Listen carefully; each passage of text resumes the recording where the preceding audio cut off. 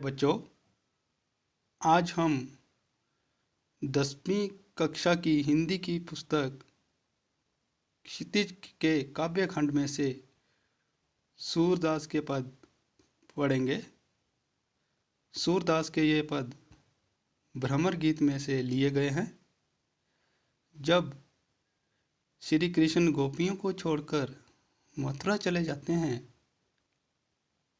तो गोपियाँ उनका इंतजार कर रही होती हैं, परंतु कृष्ण स्वयं गोपियों के पास वापस न आकर अपने परम सखा उद्धव को गोपियों के पास योग का संदेश लेकर भेजते हैं।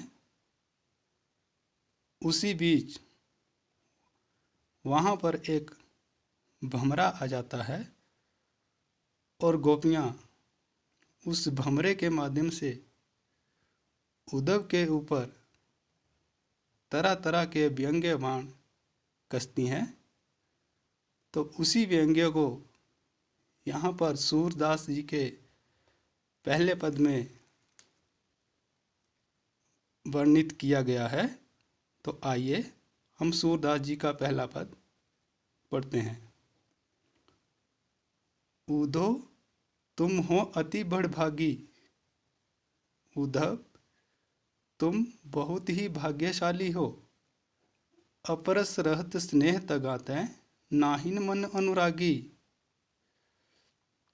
स्नेह के सागर कृष्ण के साथ रहते हुए भी तुम्हें प्रेम का एक धागा भी बांध कर नहीं रख सका है, और ना ही तुम्हारे मन में किसी के लिए प्रेम है। पुर इन पात रहत जल भीतर, तारस देह न दागी। कमल का पत्ता हमेशा पानी के बीच ही रहता है, लेकिन उसके ऊपर पानी का एक निशान तक नहीं होता। ज्यों जल मह तेल की गागरी, बूंद न ताको लागी। जिस प्रकार जल में तेल लगी हुई गागर को डुबोने पर उसके ऊपर पानी की बूंद तक नहीं लगती, उद्धव तुम भी बिल्कुल वैसे हो। रहते तो कृष्ण के साथ हो, परंतु तुम्हारे मन में प्रेम का नाम निशान तक नहीं है। प्रीति नदी में पाँव न बोर्यो, दृष्टि न रूप परागी। तुमने तो कभी प्रेम की नदी में अपना पाँव ही नहीं डुबोया है, और ना ही तुम्हारी दृष्टि कभी किसी के रूप सौंदर्य पर अटकी होगी। सूरदास अबला हम बोरी, गुर चाटी ज्यों पागी। गोपियाँ कहती हैं कि हम तो कमज़ोर और पगली हैं, जैसे चींटियाँ गुड़ के लिए पगली होती हैं और उनके लिए अपनी जान तक दे देती हैं। हम भी कृष्ण के लिए उसी तरह से पगली हैं। उनके प्रेम में इतनी आगे बढ़ चुकी हैं कि अब हम वापस नहीं आ सकती, हम अपना मन कहीं और नहीं लगा सकती। तो इस तरह से इस पद में गोपियों ने उद्धव के ऊपर व्यंग्य किया हुआ है। उसका दूसरा पद्यांश है। मन की मन ही मांझ रही, उद्धव हमारे मन की सारी बातें तो मन में ही रह गई हैं। कहिए जाए कौन पे उधो, नाही परत काही। तुम ही बताओ उद्धव, हम अपने मन की बातें किसको सुनाएं, हम अपने मन का दर्द किसको सुनाएं। अवधि आधार आस आवन की, तन मन बिथा सही। हम तो कृष्ण के आने की आस में तन और मन के दुख को सहन कर रही थी। अब इन योग संदेशनी सुनी सुनी ही, बिरहिनी बिरहा दही।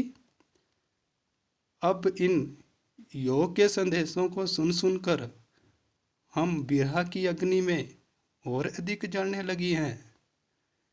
चाहती होती गुहारी जिति तय, उततय धार बही।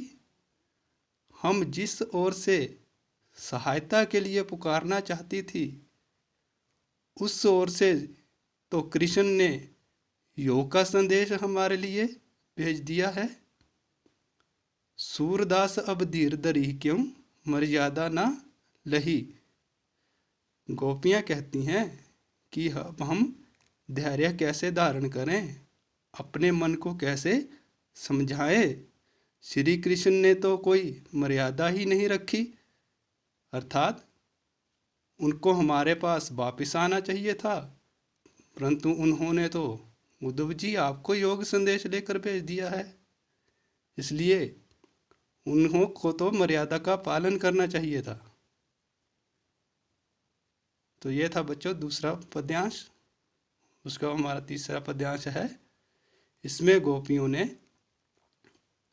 अपनी तुलना जो है हारिल पक्षी के लकड़ी के साथ की हुई है। आपकी जानकारी के लिए बता दूं कि हारिल जो पक्षी होता है वो एक तिनके के सहारे पानी की नदी तक को पार कर जाता है। उसको उस तिनके के ऊपर विश्वास होता है और उस तिनके को वो मजबूत करके पकड़ता है और उसी के सहारे नदी को पार कर लेता है। तो इस पद्यांश में गोपियों ने अपनी तुलना जो है उसके साथ की हुई है।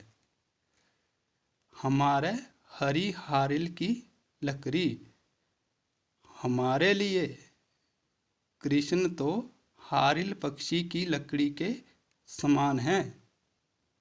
मन क्रम वचन नंद नंदन उर, यह दृढ़ करी पकड़ी। हमारे हृदय में मन से, क्रम से, वचन से श्री कृष्ण के नाम का सहारा मजबूती से पकड़ा हुआ है। जागत सोबत स्वपन दिवस निसी, कान्ह कान्ह जकरी। हमारा मन तो, हमारा हृदय तो जागते हुए, सोते हुए, स्वप्न में, दिन में और रात में सिर्फ कान्हा कान्हा ही जपता रहता है। सुनत जोग लागत है ऐसो, ज्यों करवी ककड़ी। तुम्हारा योग संदेश तो हमें ऐसा लगता है जैसे हमें किसी ने कड़वी काकड़ी दे दी हो। ये तो बिल्कुल नीरस है, इसमें प्रेम जैसी कोई बात ही नहीं है। सो तो व्याधि हमको ले आए, देखी सुनी न करी। यह जो व्याधि तुम हमारे लिए ले आए हो, इसके बारे में ना हमने पहले कभी सुना है, ना ही इसको पहले कभी देखा है। यह तो सूर तिन्ही ले सौंपो जिनके मन चक्री। यह तो तुम उनको ले जाकर सौंप दो जिनके मन चंचल हैं, जिनके मन चक्री की तरह घूमते रहते हैं। हमारा मन तो श्री कृष्ण की ओर स्थिर हो चुका है, इसलिए हमारे लिए तुम्हारा ये योग का संदेश किसी काम का नहीं है। तो बच्चों, ये थे 10वीं कक्षा के सूर के पद के प्रथम 3 पद्यांश। इसका एक पद्यांश बाकी है, वो हम अगले कल पढ़ेंगे। आपने अपनी पुस्तक से, जिनके पास पुस्तक नहीं है उन्हीं के लिए मैंने यहाँ पर ये पद्यांश लिखकर बता दिए हैं और बोलकर आपको समझा दिया है। तो आपने इनकी व्याख्या अपनी कापियों के ऊपर नोट करनी है और अगला पद्यांश के साथ फिर से आपको बताऊंगा। तब के लिए आप अपनी पढ़ाई जारी रखिए। धन्यवाद।